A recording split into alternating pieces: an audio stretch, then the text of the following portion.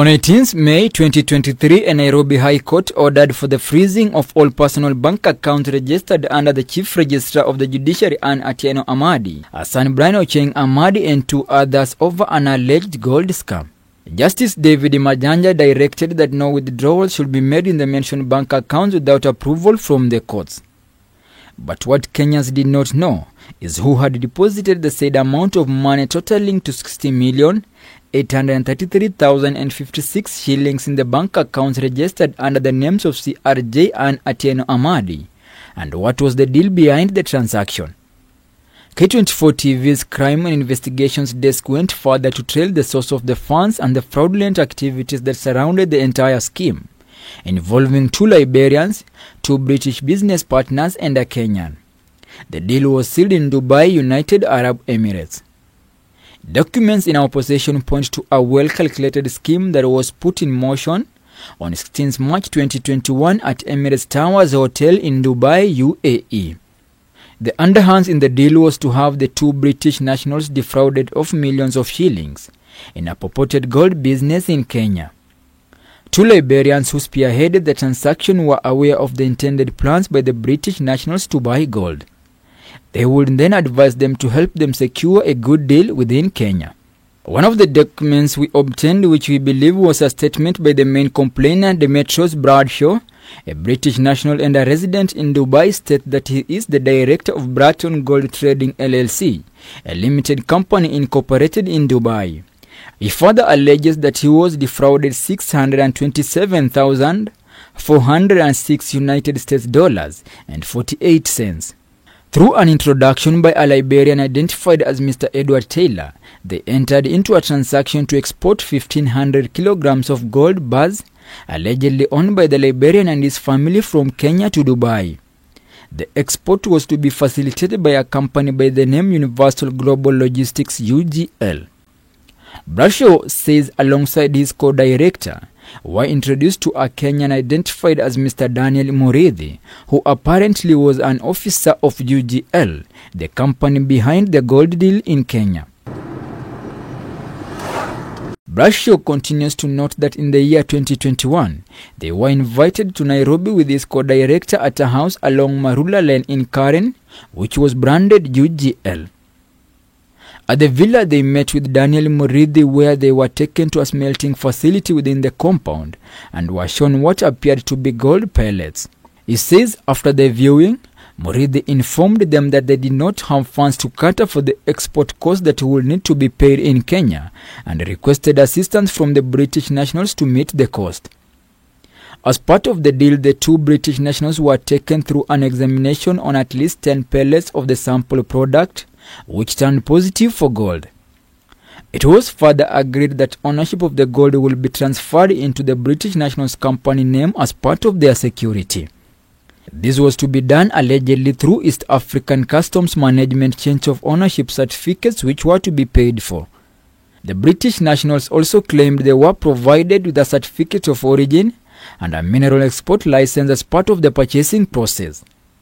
The scheme had taken a sharp twist and someone was at the brink of being conned unknowingly. To make the entire transaction a success, Mr. Muridhi had already made contact with the Anne Amadi's law firm, which he could use as part of their conspiracy to seek legal services for the gold deal. Perhaps he knew very well the firm, being connected with the Chief Registrar of the Judiciary, would pass test of trust for the foreigners. As events unfolded, the two British nationals were requested to reach out to a Mr. Andrew Njenga Kiare of Amadi and Associates Advocates, who would offer legal services in the would-be transaction. This is where Anne Amadi's name got dragged into the gold syndicate. We contacted Andrew Njenga Kiare seeking clarification on his encounter with Daniel Muridhi and if they ever met over the alleged gold transaction to Dubai. The advocate revealed to us he only encountered Muridhi sometime in the year 2021 when Muridhi was seeking legal services at Amadi's law firm. He says Muridhi requested for a contact to reach the law firm in case he needed their legal services. Sometime later, the law firm would receive a call from the mentioned British foreigners, followed by an email requesting legal services. The British nationals wanted to have an escrow agreement between Bratton Gold Trading LLC and Universal Global Logistics East Africa, which would initiate payments and transfer of the gold to Dubai.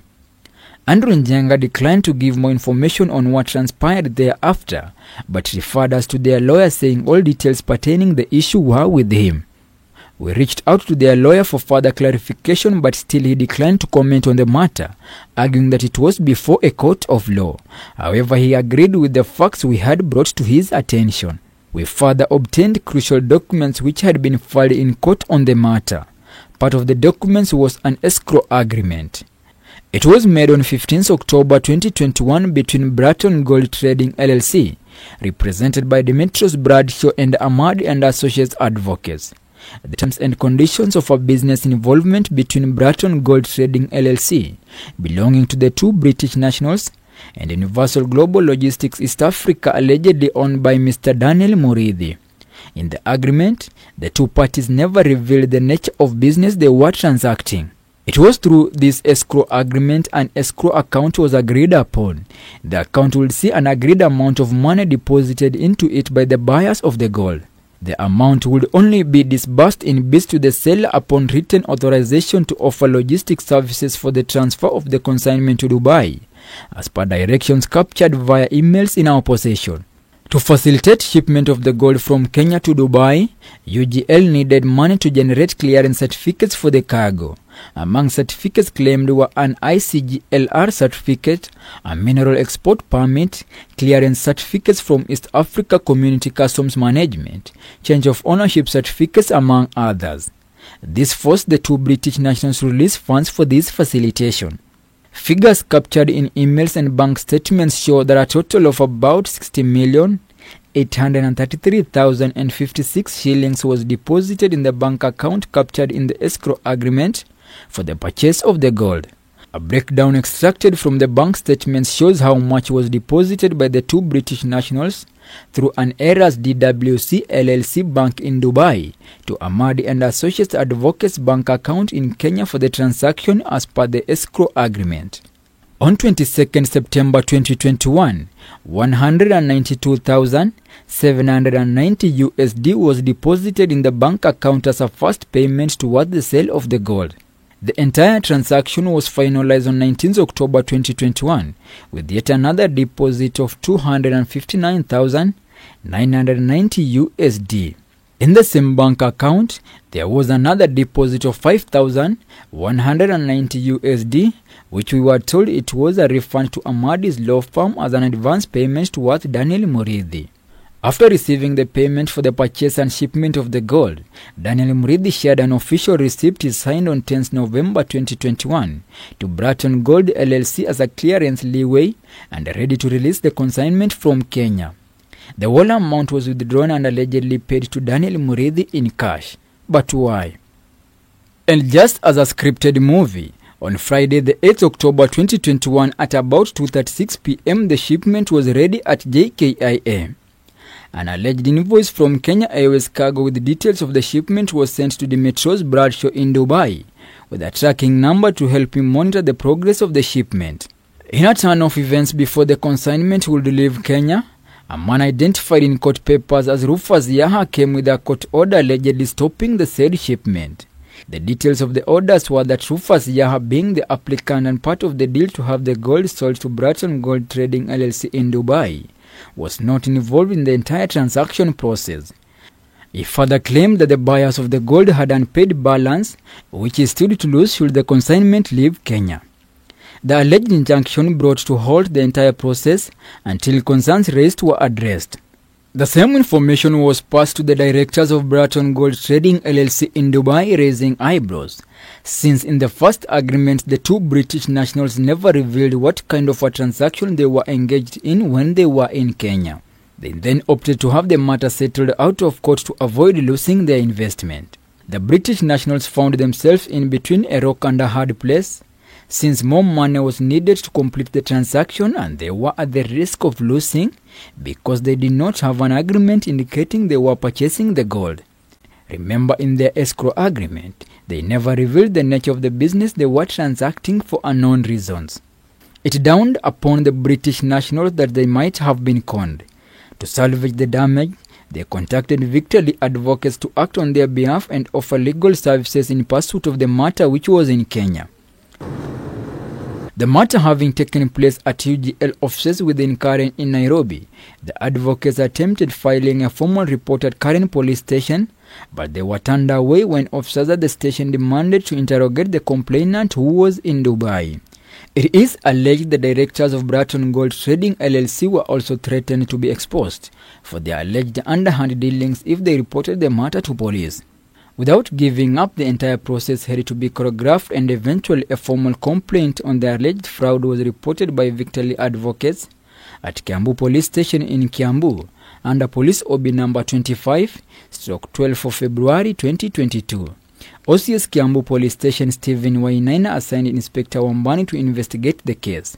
Questions, however, emerged: why did the OCS allow this case be reported and investigated at Kiambu Police Station without the investigating officer having met the complainant, and the fact that the offense took place within Karen as the jurisdiction? A keen look at the OB number, we also realized the actual amount being claimed in the OB report had been altered. Investigations into the matter continued as detectives based at the station were enjoined in the probe. Detectives had to find a way of recording statements from the British nationals who were complainants and were in Dubai. Officers would later retrieve details of the bank account where the British nationals had channeled their money to. The bank account at ABC Bank was registered under Amadi and Associates. With the help of our sources, we also managed to retrieve statements for the bank account in question. A look at the account: it was opened by Amadi's law firm on 10th June 2020 as a client's account. In a letter dated 9th June 2020, Anne Atieno Amadi wrote to ABC Bank Greenhouse branch requesting to have the said bank account opened with the bank. She stated, "I have since left private practice and therefore exempted from holding a practicing certificate. However, I have appointed Brian Amadi and Andrew Njenga Kiare as signatories to the said bank account." She further stated the mandate of the account shall be both of the signatories of the account to sign. By virtue of this letter, transactions in the bank account were the mandate of the two signatories. This forced detectives to summon Brian Amadi and Andrew Njenga for statement recording. Documents concerning the entire transaction were availed as detectives began a manhunt for a man who had turned a suspect, one Daniel Ndegwa Kangara, alias Daniel Muridhi, who was now missing. At the same time, Victor Lee advocates were in hot pursuit to have a refund for the funds deposited in the bank account linked to Anne Atieno Amadi and be refunded to their client, the two British nationals in Dubai, which proved futile. A year later, Daniel Muridhi emerged. He allegedly contacted the two directors of Bratton Gold Trading LLC, instructing them to get in touch with yet another man identified in court papers as Johnson Mushai Njoroge, who would facilitate the shipment of their consignment that had been stopped in Kenya. Supposedly, the court case which halted the shipment had been finalized. Unknown to him, detectives at Kiambu Police Station were on his trail as a trap to have him arrested was set. Meanwhile, Johnson Mushai Njoroge continued to pile pressure on the two British business partners to come to Kenya and finalize the deal so as to have their gold shipment ready. A meeting was staged through their representative in Kenya, which involved police officers. Mushai met the representative of the two British nationals and took them to an office along Lenana Road in Nairobi's Milimani, where the deal was to be sealed. Officers who were on standby pounced on Mushai, arresting him and 7 other suspects who were found in the premises. At the premises, motor vehicles which had been used to ferry the two directors of Bratton Trading LLC from JKIA when they arrived in Kenya in the year 2021 to meet Daniel Muridhi were impounded. Gold smelting machines and suspected gold pellets were also recovered. The impounded motor vehicles were taken to Milimani Police Station under the command of DCIO Kiambu East as the 7 suspects got detained at Kiambu Police Station. Upon the arrest of Johnson Mushai Njoroge, officers heightened their operation in the hunt against Daniel Muridhi. A raid at a house within Amara Ridge in Karen saw the arrest of Muridhi as officers recovered a number of exhibits as attached in their court submission.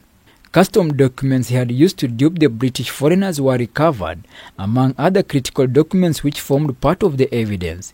During this time, DCIO Kiambu East, under unclear circumstances, allegedly ordered for the release of all motor vehicles, which had been detained at Milimani police station as exhibits, as well as the release of the 7 suspects arrested alongside Mushai at Milimani. Yeah. Daniel Muridhi and Johnson Mushai will be left in custody at Kiambu police station and later be released with a cash bail as investigators plan to have them charged. It is unclear why it took several months for the two to be presented in court.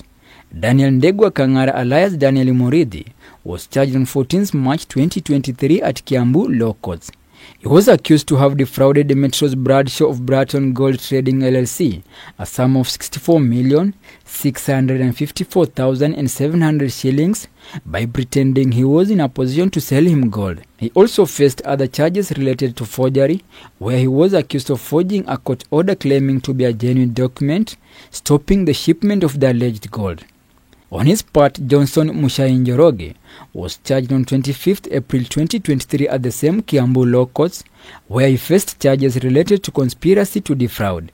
As the criminal case in Kiambu Court continued, an advocate identified in court documents as Murage Juma and Company Advocates, acting on behalf of Bratton Gold Trading LLC, made a step to file a civil suit against Anne Atieno Amadi of Amadi and Associates at Milimani High Court. In his demands, the applicant sought orders to have Anne Amadi, the Chief Registrar of the Judiciary and as the registered proprietor of Amadi and Associates bank accounts, be frozen for alleged money laundering and fraudulent activities leading to fraud. When asked how he obtained the police documents which were at Kiambu police station to file his civil suit, Murage had this to say. As I said, there is if you look at our pleadings that were filed in that suit, yes, there are 2 ongoing criminal matters. Yes. And all the documents that were relied on in the civil suit form part of the court record and the public record in those two criminal proceedings. Yes. So if you want to access them, you can get them there. We also learned Amadi's law firm had written to the Inspector General of Police Japhet Kome, seeking a clarification on how documents which were being used in this case landed in the hands of a civilian from Kiambu police station. Our efforts to have a response over the same proved futile. Upon hearing the matter, Justice David Majanja gave orders freezing the said bank accounts which were linked to CRJ Anne Atieno Amadi. But the law firm would appeal the ruling and the same bank accounts were unfrozen in a virtual ruling dated 9th June 2023 by Justice Alfred Mabeya. In the present case, the evidence is clear that Anne Atieno Amadi ceased to practice as an advocate of the High Court of Kenya in 2014 when she was appointed the CRJ. She communicated this fact to the Law Society of Kenya. However, the problem is that she left that law firm to continue to be under active management of the second and third defendant. The two are the ones who are actively involved in the receipt, withdrawal, and disbursement of the said funds. Save for Anne Atieno Amadi being the proprietor of the said firm, there is nothing on record to show that she was part of or she did actively or otherwise participate in the whole scheme of things leading to the present lawsuit. It has, however, remained unclear who was targeting the Chief Registrar of the Judiciary, having in regard the ruling by Justice Alfred Mabeya which failed to reveal any criminal demeanor or unlawful conduct involving the CRJ in the entire transaction process. The court, however, ruled signatories of the said bank accounts have a case to answer on what transpired leading to the gold fraud and loss of the over 60 million involving the 2 British nationals. The lawyer representing the foreigners in the criminal suit was contacted to have a word over the progress of the case, but he had little to say. As part of our report, do you guys have something else that you can be willing to present apart from what you presented in the court documents? Perhaps you can allow us to seek instructions and see if there's any further information our client would wish us to provide, but at present they have not instructed us to give any additional comments or information. Both the civil and the criminal matters are pending before a court of law as the wheels of justice continue turning. Franklin Wala for the Crime Beat.